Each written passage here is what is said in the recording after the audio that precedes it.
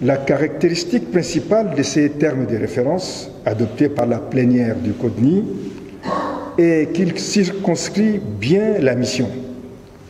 définit les tâches, les structures internes, dont notamment le comité technique, ainsi que le rôle assigné à ces acteurs qui sont les membres du comité CODNI et aussi les experts pluridisciplinaires dont les profils correspondent aux tâches des 5 sous-comités thématiques identifiés et retenus dans les termes de référence. Il convient d'observer que les experts pluridisciplinaires à retenir doivent être de notoriété établie et de compétences prouvées, afin de contribuer à faire de pertinentes analyses sur les sujets majeurs multisectoriels d'intérêt national qui auraient été mis en évidence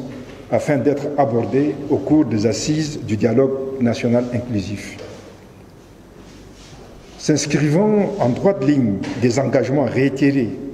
des autorités de la transition qui prescrivent notamment que le dialogue national inclusif n'éludera aucun sujet d'intérêt national, les membres du CODNI souscrivent à une préparation et à une organisation méthodique de ces assises nationales historiques dans un climat de confiance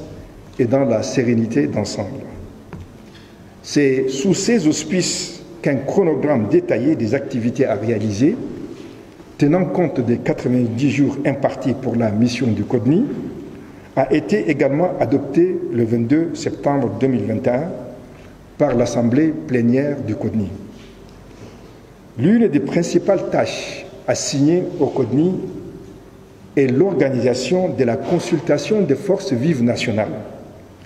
tant de l'intérieur du pays que celle de l'extérieur au sein de la diaspora tchadienne,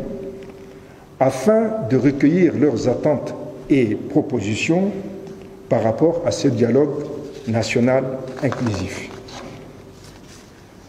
Le CODNI a rendu compte de l'état d'avancement de sa mission à son Excellence, Monsieur le Premier ministre de transition. À cette occasion, les termes de référence de la mission du CODNI ainsi que le chronogramme d'activité ont été remis au chef du gouvernement pour les dispositions à prendre par le gouvernement afin de permettre au CODNI de mener toutes les activités prévues dans le chronogramme en vue de pouvoir remettre au gouvernement le rapport général du CODNI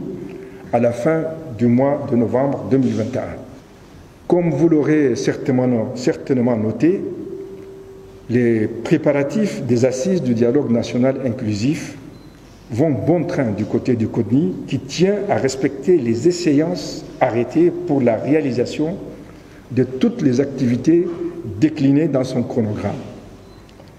Le CODNI tient par ailleurs à affirmer sa volonté résolue à jouer pleinement sa partition. Il lance un appel pressant à toutes les parties prenantes au processus de préparation et d'organisation de ces assises nationales tant attendues, à jouer chacun sa partition pour l'atteinte de cet objectif ultime de sa mission, qui est celui de créer les conditions nécessaires et appropriées à la tenue d'un dialogue national inclusif. La présente communication a pour objet d'informer l'opinion de l'état d'avancement de la mission assignée au CODNI et de rendre public son chronogramme d'activité qui vous sera distribué tout à l'heure. Enfin, malgré les conditions de travail très contraignantes, le CODNI s'efforcera de communiquer avec la presse et l'opinion en général, sous différentes formes, autour de l'évolution de nos activités chaque fois que nécessaire.